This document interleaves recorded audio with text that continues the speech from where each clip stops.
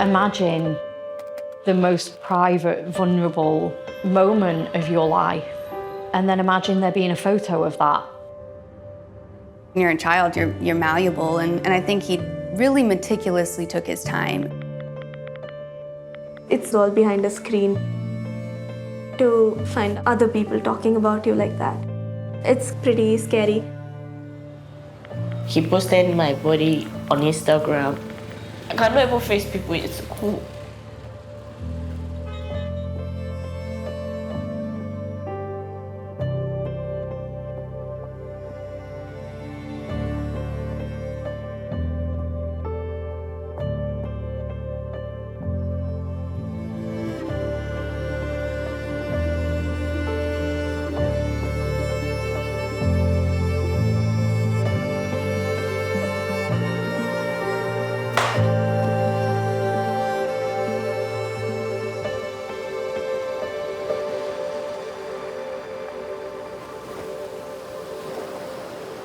When I was 13, somebody started speaking to me online. She told me that I was beautiful. I was really shy at 13. I had really low self-esteem, and it was kind of nice to hear that from her. She said that she was a 19, 20-year-old woman. She introduced the idea that maybe I could do topless modelling. Eventually, she convinced me, and I sent her a topless photo, and everything changed at that point. She was threatening me and saying that I needed to send more and more explicit photos. And when I said that I didn't want to, she said that she would make sure everybody saw the photos that I'd already sent. She said she'd spoken to her boss about me and that he wanted to come and meet me to take some professional photos for a portfolio. It's kind of hard to explain the fear that you feel in that situation when you don't have a way out. A man came to my home the following morning and he sexually assaulted me in my bedroom. And he took photos of everything that happened. And he said that if I didn't do what he told me to do, he'd make sure everybody saw them. I felt like it was my fault.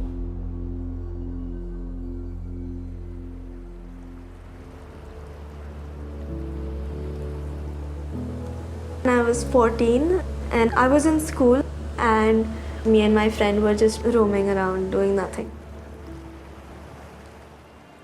I was shown screenshots with conversations in vivid and graphic detail about my sexual activities and my body. Whatever allegations were made in the text were completely false, and I was horrified. What I felt was mostly confusion. The things they were talking about were so intimate.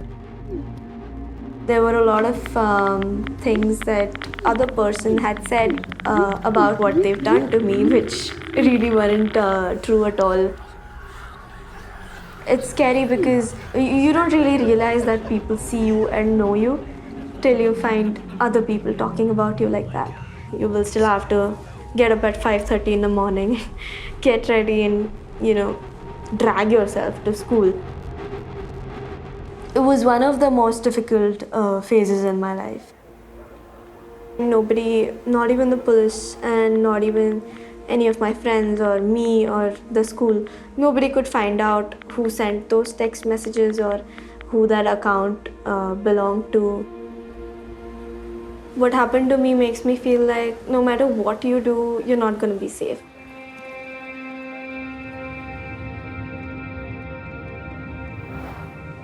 I got a friend request from somebody that was very well known in my small town. He really quickly reached out through a message and kind of immediately went into complimentary mode and trying to build a friendship with me.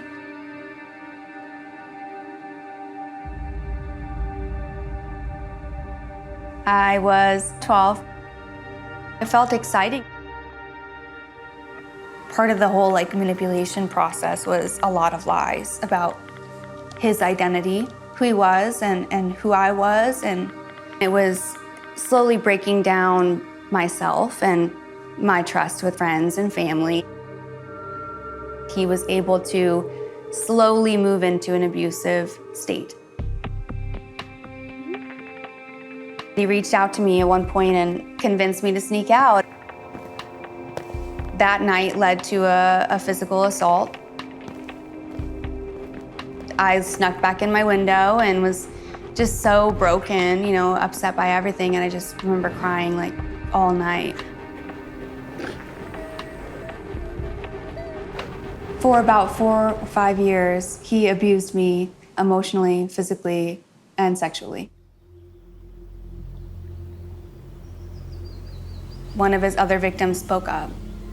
So, of course, the police got this and called my parents. I had kept these secrets for 4 years. It was the opposite of relief for me. It was like all of a sudden everything just fell apart. And I was piecing it all back together, trying to figure out what was even real.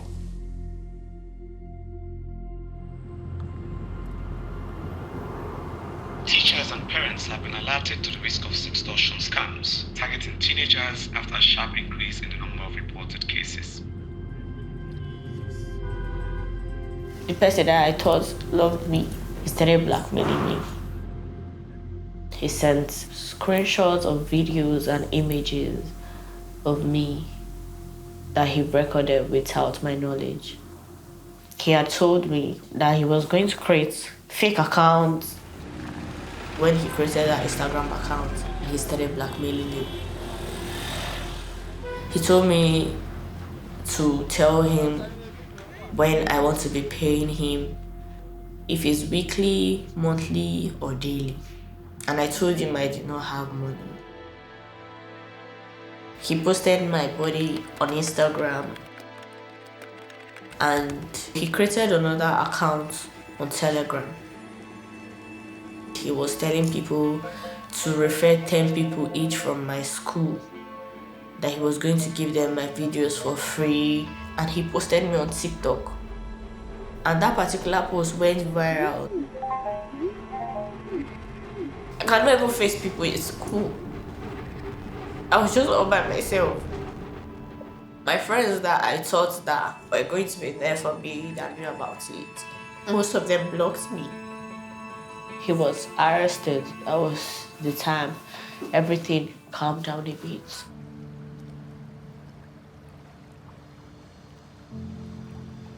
I just wish that everybody in this kind of position that I'm in can just find justice. No child should have to experience what I went through. We are still dealing with the same issues. The same thing that happened to me 20 years ago is still happening to children every day now.